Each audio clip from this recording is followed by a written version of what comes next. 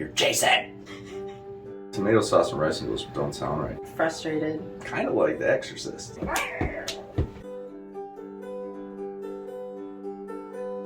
Welcome back to this channel and this series where we're discussing our first time pregnancy experiences and what we've learned. My name is Brianna, also known as Breezy Spreadlove, and Hi, I'm Jason. in this video we're going to cover how many weeks and symptoms, how we're dealing with those symptoms, and any final thoughts that we might have as we're beginning this process. So we're on week 11 going on week 12. But over the last few weeks we have experienced many symptoms. One of the symptoms being fatigue, just that I'm just like tired all the time. Another symptom that I've been dealing with is nausea. I had to practice that word so many times. Nausea. Nausea. What kinds of foods do I eat to deal with that nausea? And mostly smoothies. Jason makes some great smoothies. What are our favorite smoothies? Right now it's the mango spinach banana smoothie. That one's really good, and we add like a scoop of the superfood green powder by Garden of Life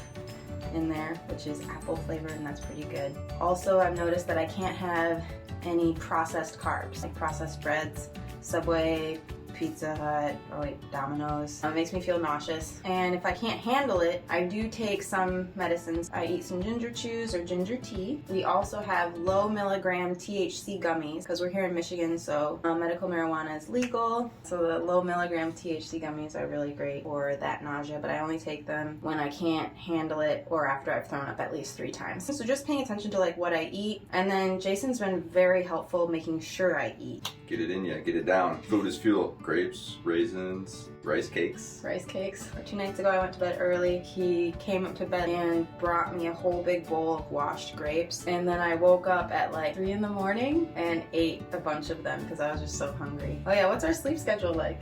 8 to 10, then no sleep from 10 to 11:30, and sleep from 11:30 to 3, 3 to 4, 4 to 5, 5 to 6, and then finally get up at 7:30. That's mostly because I get really tired, so then I fall asleep, and then I wake up to go to the bathroom or eat something, and then that process begins again at 3 a.m. I wake up, go to the bathroom, have to eat something, go back to sleep, have to get up, go to the bathroom again, and Jason's up. I'm a very light sleeper. So anything I do in the bed, he just wakes up. So if you breathe loudly, I'm gonna wake up. That's kind of what I've been doing to help with the nausea, just being aware of what types of foods I'm eating and what kind of triggers that nausea. So moving on from that symptom, here's our favorite topic, mood swings. I don't like them at all because I don't like not being able to like control it or not knowing why I'm sad all of a sudden. Do you want to talk a little bit about how you handle that? Well, I don't even know where to start. The first thing you're gonna wanna do is react immediately. But you gotta check that emotion because that's not you anyway, and that's not how you would handle yourself in a normal situation. So the immediate thought that you want to scream back or yell back, you just realize that it's not her. Yeah. That's not how she is. That's not how she would act normally.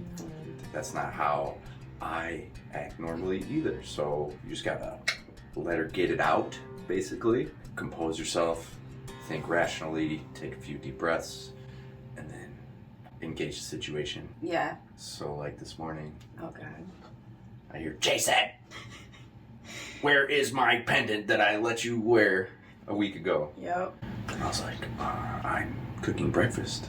Obviously, I stop immediately what I'm doing because this is very important to her. So It's not my proudest moment. I said, well, did you check the pockets of the vest?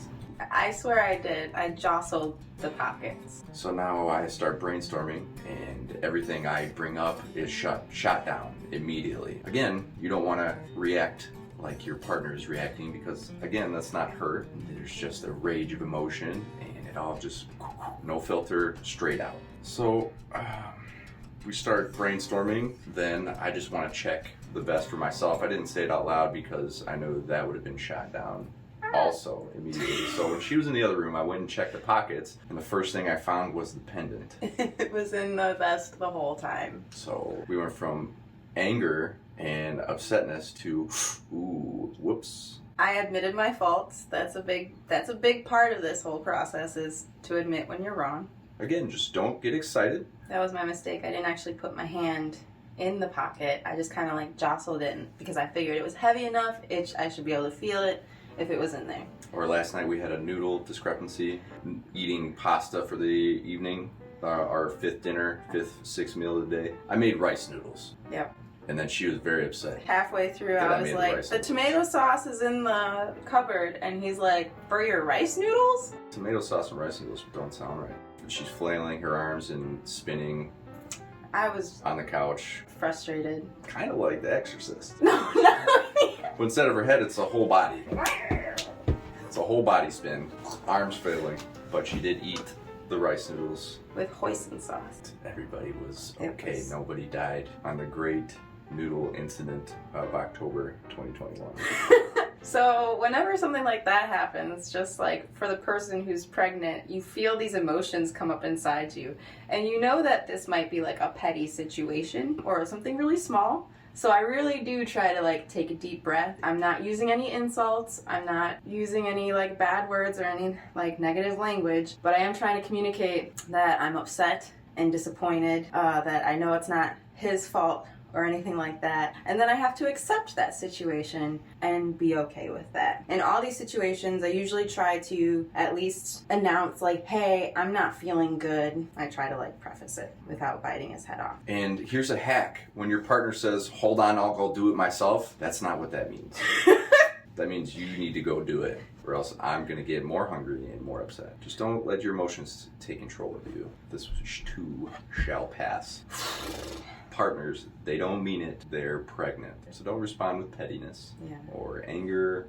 Again, keep your bearing, wait it out just a moment or two. Sometimes that's all you need. Oh, and also just remembering that like, I love you. So I don't want to hurt you. That's kind of how we've been dealing with our anger, with our frustration. Yeah, any final thoughts on these last 12 weeks? It has been quite the ride. Yeah. Still haven't told my parents. Hey. Oh, I haven't told them yet. Big news coming soon. There's a fortress in there, and it's growing a baby. Yep. Not everybody's as lucky as we are.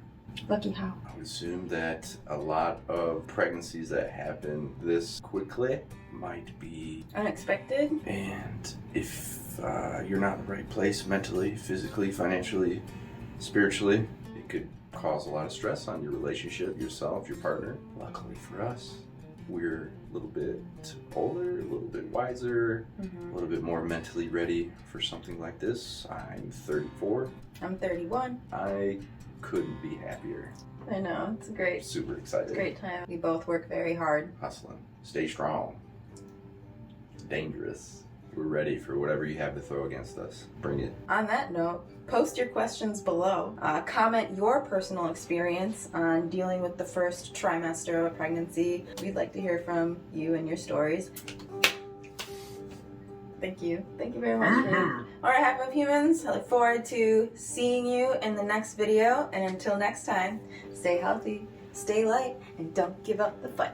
Breezy out. It doesn't matter if you clean the house 10 times a day. Clean it 11 times.